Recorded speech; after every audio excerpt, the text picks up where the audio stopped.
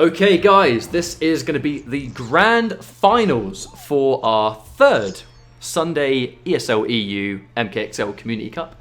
K-Top versus Juhasz. This is going to be quite an interesting match because Juhasz is a player we haven't really seen much of, but K-Top I think we have seen a bucket load of through the Pro Leagues, through the Community Cups.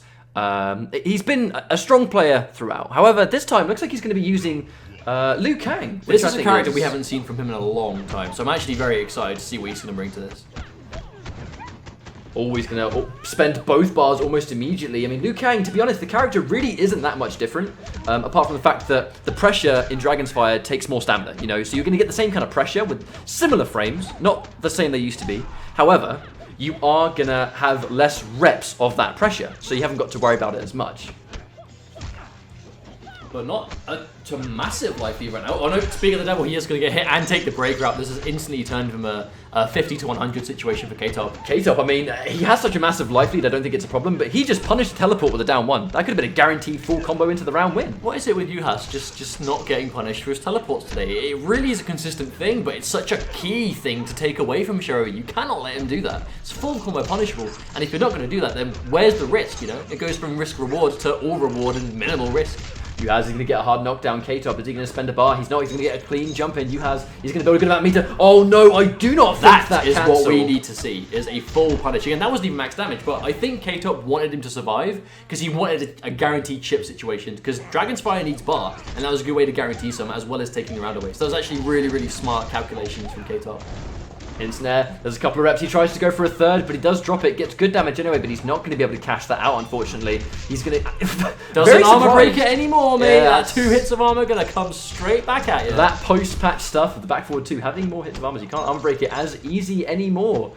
Really useful, I think, in a matchup like this. Oh no, he's going to do the down 4 into the button press. But yeah, it could have been down 3 actually, not entirely sure. 1, 2, 3, 4. He's going to get 4 of the instant air fireballs. What is this, Sarakamaka or what? You know, K-Top, what's going on? That was 47% into some chip. That was a really convincing end, and K-Top, as usual with the code brutality, that was a super strong game 1.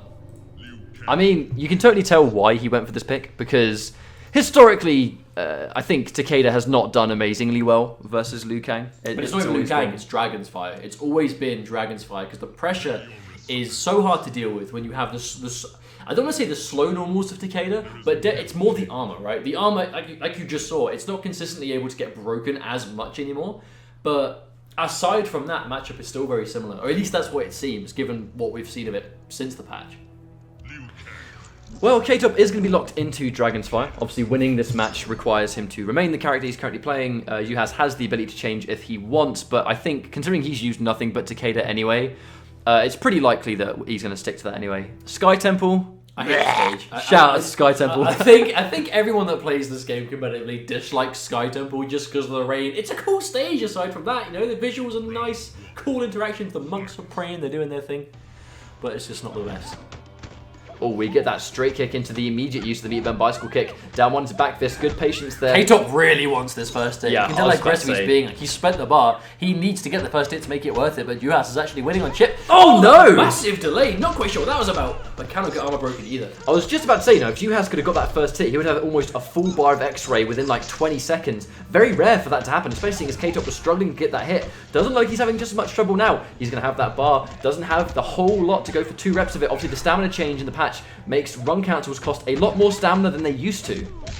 Oh no, the corner pressure. Juhasz using the break, confident he can still win. Not quite sure if that was worth it though, because he broke at the end of something that K-Top couldn't extend, and again, he's just relentlessly rushing him down, and there's that staggered throw. Liu Kang, a character that he's going to get so much mileage off of his throws, because so many situations he needs to block, and K-Top is just taking full advantage. 2 overheads. He's going to go in for the low. This could be a full combo. He's not going to kill on this, but he's going to get good pressure. Is he going to do it? And the back 2's going to chew up the armor on that straight kick. What a comeback from Juhasz. I mean, again, like what? We see Storm makes comebacks like that all the time. What's going on? Takeda's just a good character for it, man, and Juhasz knows it. Wonderful damage into some just good, meaty setups. I think it's no surprise that you can see K-Top's going for this Dragon's Fire pick, because I mean, this guy, he does actually like cancel characters. Hishkiden Predator, Thunder God Raiden, like Dragon's Fire Liu Kang, they all involve cancels of some degree. 1, 2, oh, he gets the instant NJP. Funny enough, actually, that wouldn't have caused him to drop the combo, but it did massively affect the poor guy's swag points. It did. I mean, if you're going to go for swag and drop it, what's the point? At the same time, Dragon's Fire, the kind of character that even if you drop it, you're still going to do a ton of damage first. as long as you hit most of the air fireballs. Okay, so that's going to be 1 round apiece. Juhasz still in this, and again, actually almost sitting on 3 bars of meter, 2.5. Gets tagged by the down 3 though. The forward 4 gets messed up. K-Top tags it anyway though. Good situation for him. Getting the 2 bars out of Juhasz as well. Very crucial exchange of meter. Oh, post-patch Takeda versus Liu Kang. You just didn't see this back in the day. 2 hits of armor. I'm pretty sure Takeda players are laughing at this matchup right now. I mean, just think how many times we saw this in the Pro League, and we saw that move get armor broken and cost him a game. Like, if he had the 2 hits back then, oh my days, it would be so much more tolerable. Oh, and that was the first time we saw K-Top go for the meter burn overhead of that. At the end, he's going to catch a full combo for it. Almost kind of like a built-in counter poke where he expected you have to press a button. He did indeed full combo in the corner, and just like that, he backdashes the uppercut. What was going on? Doesn't matter anyway, though. 2 games to nothing. Jumps the first uppercut just to land on the second one. Juhasz just didn't have the right answer there, and K-Top looking pretty unstoppable this week. He's just had he had a really strong path here. His first semi-final, really spoke for itself, just how comfortable he was, and he's basically just taking that momentum and just riding it straight through the grand finals as well. 1 game away from winning this week too. This is definitely a much more dominant grand finals. Obviously, there is no Vilmarin this week. The Russian presence in this tournament has been almost non-existent. Has not been many Russians at all in this cup who have normally put in a ton of work. K-Top having very seemingly an easier time in this event. I mean, he's kind of breezed his way into grand finals and is currently breezing his way through grand finals. Opponent after opponent, this guy just doesn't seem particularly challenged right now. I'd like to see some of our European guys come out. 2 jumps immediately, just completely unchallenged. I think Juhasz has kind of just checked out at this point. K-Top is just laying on the pressure so thick, and there's the armor. K-Top actually presses buttons into it. I just don't think he was ready at all for that to come out.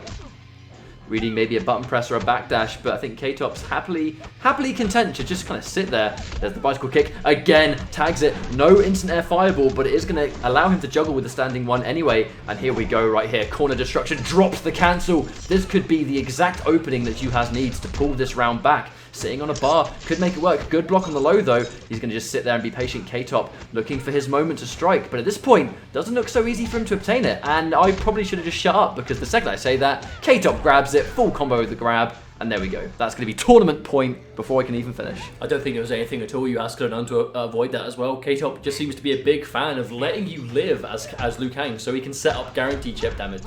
Which is, I can respect it. If you've got a massive life lead, then why not? But Juhasz going to burn the bar to get some chunky damage here, gets the knockdown 33%. Oh, and there's the wake up from K-Top, no respect, completely wants to keep it his turn at all costs, and he already has the corner pressure once again. No anti-cross up though, he's not going to challenge it, but no block on the low from Juhasz. 1, going to be a nice 2, corner combo. 3, he's going to cash out at 3, knows that it's going to go down there, gets the grab, meter burn into guaranteed pressure, he's not going to have the stamina, goes into the back fist just in case, down 1, counter poke. This could be the play that wins the entire tournament, just destruction in the corner. Juhasz is frozen in place, he is terrified to do anything aside from poke right now. K-Top is laying on the pressure so thick, and that is going to be it if he keeps this up, and that is 100% going to be the end to this week's EU Community. Oh, come on, you can hit him in the head. Oh, come on, K-Top. Oh my god, the meter burn didn't even work. Tries to fatality to salvage the appalling finish him sequence. We all saw that, K-Top. We all saw you miss your fireball.